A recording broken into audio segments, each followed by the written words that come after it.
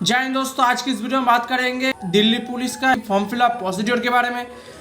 बताऊंगा सारे स्टेप आपको विस्तार से, स्टेप बाय स्टेप। तो वीडियो को शुरू करने से पहले अगर आप हमारे चैनल पे नए हैं तो चैनल को सब्सक्राइब करके बेल आइकन दबा के ऑल कर दीजिए, ऐसे हर तरह की जॉब की नोटिफिकेशन आपको मिल सके। तो दोस्तों चलते हैं फॉर्म फिलअप प्रोसीड्योर की ओर। तो पहले आपको आना पड़ेगा एसएससी की ऑफिशियल वेबसाइट पे, नहीं तो मैं अपने डिस्क्रिप्शन पे लिंक आपको प्रोवाइड कर दूंगा, उस पर क्लिक करके भी आप इस पेज पे आ सकते हैं। तो इस पेज पे आने के बाद यहाँ पर राइट साइड पे अगर आपका पहले से ही रजिस्टर कर चुके हो तो यहाँ पर आपका यूज़र नेम और उसके ठीक नीचे आपका पासवर्ड डालना पड़ेगा। उसके बाद कैप्चर कोड डाल के लॉगिन करना पड़ेगा। अगर आप पहली बार आए हो, नई रजिस्टर है आपके पास, तो यहाँ पर न्यू यूज़र रजिस्टर नाउ पे आपको क्लिक करना पड़ेगा। उस पर क्लिक करने के बाद यहाँ पर आपको कुछ बेसिक डिटेल्स भरना पड़ेगा। अगर आपके पास कोई आधार कार्ड है तो यहाँ पर आपको येस कर देना होगा। उसके बाद यहाँ पर आधार कार्ड नंबर डालना पड़ेगा। फिर से आपको वेरीफाई आधार नंबर पर आपका आधार नंबर डालना पड़ेगा। अगर आपके पास कोई आधार कार्ड नहीं है तो यहाँ पर आपको सीधा नो करना पड़ेगा। उसके बाद यहाँ पर टाइप ऑफ आईडी से एक सिलेक्ट करना पड़ेगा, driving licence, employment ID, PAN card, passport, school college ID, जो भी यहाँ पर आपको सिलेक्ट करना पड़ेगा। उसके बाद ठीक नीचे यहाँ पर आईडी नंबर पर यहाँ पर आपको आईडी डालना पड़ेगा। उसके बाद यहाँ पर आपका नेम लिखना पड़ेगा। वेरीफाई नेम पर फिर से आपका नेम लिखना पड़ेगा। आपने कभी आपका नेम चेंज किया है? अगर येस तो येस करना पड़ेगा। उसके बाद येस करके न्यू नेम डालना पड़ेगा, अगर नहीं तो यहाँ पर आपको नो कर देना पड़ेगा। उसके बाद आपका पिताजी का नेम डालना पड़ेगा। वेरीफाई फादर्स नेम पर आपका फिर से पिताजी का नेम डालना पड़ेगा। मदर्स नेम पर आपका माताजी का नेम डालना पड़ेगा। फिर से आपको वेरीफाई मदर नेम पर आपका माताजी का नेम डालना पड़ेगा। डेट ऑफ बर्थ पर आपका बर्थ चूज करेंगे, डेट मंथ ईयर के हिसाब से। फिर से आपको वेरीफाई डेट ऑफ बर्थ पर आपका डेट चूज करना पड़ेगा। मैट्रिकुलेशन पास का आप कौन सी स्टेट से बोर्ड से पास कर चुके हो यहाँ पर आपको सिलेक्ट करना पड़ेगा। वेरीफाई एजुकेशनल डिटेल्स पर आपको फिर से वही चूज करना पड़ेगा। रोल नंबर पर आपका 10 का रोल नंबर देंगे। वेरीफाई रोल नंबर पर फिर से वही रोल नंबर आपको डालना पड़ेगा। ईयर ऑफ पासिंग पर आपका 10 का पासिंग ईयर लिखना पड़ेगा। यहाँ पर फिर से आपको वेरीफाई ईयर ऑफ पासिंग पे आपको वेरीफाई 10 का ईयर चूज करना पड़ेगा। आपका जेंडर सिलेक्ट करना पड़ेगा। Level of education qualification of highest level क्या है यहाँ पर आपको सिलेक्ट करना पड़ेगा। आप जिस पोस्ट के लिए आवेदन करें उस एजुकेशन क्वालिफिकेशन भी आप दे सकते हो। मोबाइल नंबर पर आपका एक verify mobile number, valid mobile number यहाँ पर डालना पड़ेगा। ईमेल आईडी पर एक वैलिड ईमेल आईडी डालना पड़ेगा। आपका स्टेट चूज करना पड़ेगा। उसके बाद आपको सेव पर क्लिक करना पड़ेगा।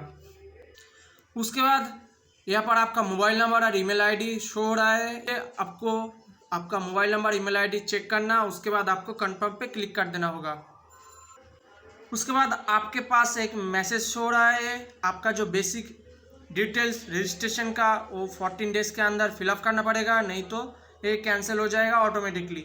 आपने जो मोबाइल नंबर डाला है, ईमेल आईडी डाला है, उस पर आपको एक मैसेज गया है, रजिस्ट्रेशन नंबर और पासवर्ड गया है, उसको आपको एक जगह लिख लेना होगा। उसके बाद आपको ओके पर क्लिक कर देना होगा। उसके बाद लॉगिन पे आपका जो रजिस्ट्रेशन नंबर है वो यहाँ पर आपको डालना पड़ेगा। आपका जो पासवर्ड गया है 4 डिजिट का यहाँ पर आपको डाल देना होगा। उसके बाद एक कैप्चर कोड आपको जो देख रहे हैं यहाँ पर आपको डालने के बाद लॉगिन पे क्लिक करना होगा। उसके बाद लॉगिन पर क्लिक करने के बाद यहाँ पर चेंज पासवर्ड आएगा। आपका जो ईमेल आईडी है यहाँ पर आपको शो हो जाएगा। यूज़र नेम आपका जो ओल्ड पासवर्ड यानी जो पासवर्ड एसएससी के द्वारा जो एसएमएस में मिला यहाँ पर आपको डाल देना होगा। न्यू पासवर्ड आपको चूज करना पड़ेगा। सैंपल की थ्रू में यहाँ पर आपको दिखा रहा हूँ, उस पर ऐसे आपको स्ट्रांग पासवर्ड क्रिएट करना पड़ेगा। वही पासवर्ड आपको कंफर्म पासवर्ड पे डालना पड़ेगा। उसके बाद आपको सबमिट पे क्लिक करना होगा। उसके बाद बता रहा है आपका जो पासवर्ड है वो सक्सेसफुली चेंज हो गया है। आपको फिर से लॉगिन करना पड़ेगा। क्लोज पर आपको क्लिक कर देना होगा। उसके बाद फिर से आपको लॉगिन पे आपका रजिस्ट्रेशन नंबर डालना पड़ेगा। पासवर्ड आपने जो डाला है वही आपको डालना पड़ेगा। उसके बाद आपको कैप्चर कोड डालना होगा। उसके बाद आपको लॉगिन पे क्लिक करना होगा। उस पर आने के बाद यहाँ पर आपको आपने जो बेसिक डिटेल्स भरा है यहाँ पर आपको शो हो जाएगा। वो आपको फिर से एक बार चेक कर लेना होगा। चेक करने के बाद आपको सेव एंड नेक्स्ट पे क्लिक करना होगा। उसके बाद यहाँ पर आपका कैटेगरी सिलेक्ट करना होगा। General, EWS, OBC, SC, ST जो भी है आपको आपके हिसाब से सिलेक्ट करना होगा। आप जो सिलेक्ट करेंगे वेरीफाई कैटेगरी पर वही आपको देना होगा। नेशनलिटी आपको सिलेक्ट करना पड़ेगा। एक आइडेंटिफिकेशन मार्क देना है। उसके बाद अगर आपका कोई डिसेबिलिटी है तो यहाँ पर आपको यस देकर सिलेक्ट करना होगा, अगर नहीं तो यहाँ पर आपको सीधा नो कर देना होगा। उसके बाद आपका परमानेंट एड्रेस डालना पड़ेगा, आपका स्टेट चूज करना पड़ेगा, आपका डिस्ट्रिक्ट पिन कोड देना पड़ेगा। आपका अगर परमानेंट एड्रेस और करस्पॉन्डेंट एड्रेस अगर सेम है तो यहाँ पर आपको यस करना होगा, अगर नहीं तो आपको नो करके फिर से ऐसे permanent address, state, district, pin code डालना होगा। तो सारे होने के बाद यहाँ पर आपको नेक्स्ट पे क्लिक करना होगा। उसके बाद यहाँ पर आप डिक्लेरेशन पढ़ भी सकते हो, नहीं तो यहाँ पर आपको आई एग्री पे क्लिक करके फाइनल सबमिट पे क्लिक करना होगा। जैसे आप फाइनल सबमिट पे क्लिक करोगे, आपके जो मोबाइल नंबर है और ईमेल आईडी पे एक ओटीपी गया है, यहाँ पर आपको डाल देना होगा।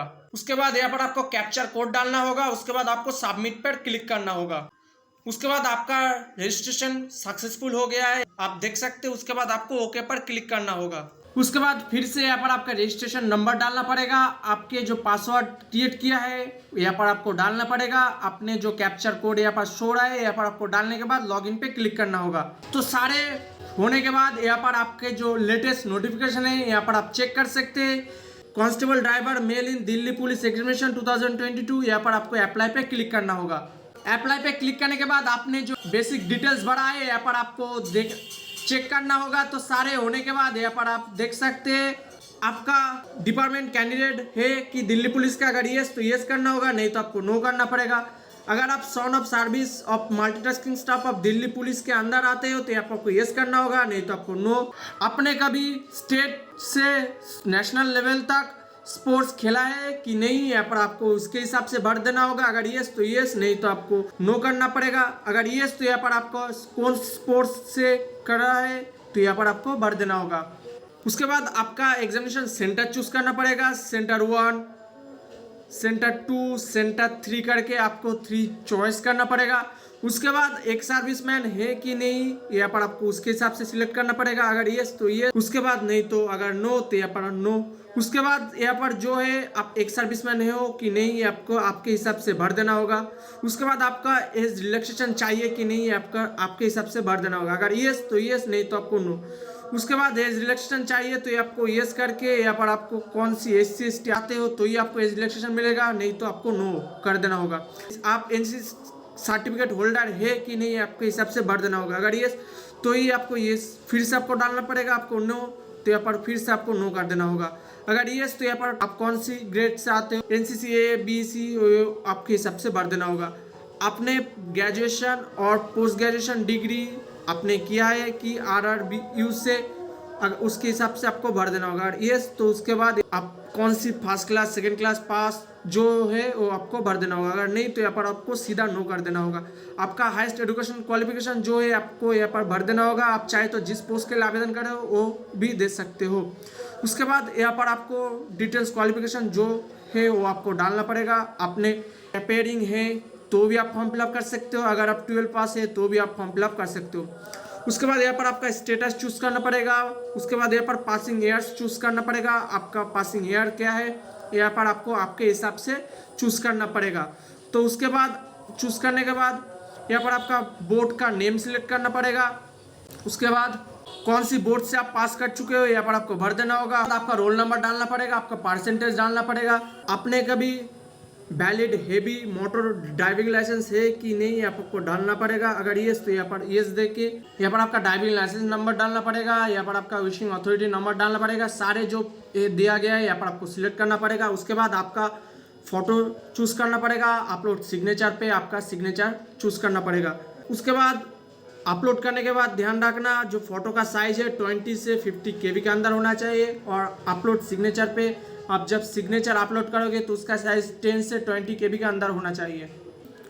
ध्यान रखना आपका फोटो का नीचे आपका डेट डालना पड़ेगा। उसके बाद आपका जो फोटो 8 अप्रैल के बाद में खींचा है कि नहीं आपको हिसाब से भर देना होगा। उसके बाद यहाँ पर डिक्लेरेशन पे आपको बॉक्स पे आई एग्री पे क्लिक करके एक कैप्चर कोड यहाँ पर आपको डालना पड़ेगा। तो सारी इन्फॉर्मेशन आपको एक बार फिर से चेक करना होगा। चेक करने के बाद आपको प्रीव्यू पे क्लिक करना होगा। तो प्रीव्यू पे चेक करने के बाद आपने जो डिटेल्स भरा है यहाँ पर आपको चेक करना होगा फिर से। तो सारे होने के बाद यहाँ पर आपको चेक करने के बाद यहाँ पर आपको कोई एडिट करना चाहते हो तो यहाँ पर एडिट और मॉडिफाई पे क्लिक करके आप एडिट कर सकते हो। अगर सारे डिटेल्स ठीक है तो आपको सबमिट पे क्लिक करना होगा। जैसे सबमिट पे क्लिक करोगे फिर से आपको ओके कर देना होगा। तो सारे होने के बाद यहाँ पर प्रिंट पे क्लिक करके आप अपना जो एप्लीकेशन फिलअप किया है वो प्रिंट भी कर सकते हो। तो दोस्तों आज के लिए इतना ही। वीडियो को अच्छा लगा तो लाइक करें, कमेंट करें। किसी प्रॉब्लम है तो कमेंट सेक्शन में ज़रूर पूछना, मैं आपको ज़रूर रिप्लाई दूंगा। तो दोस्तों अगर आप नए हैं तो चैनल को सब्सक्राइब कर लेना।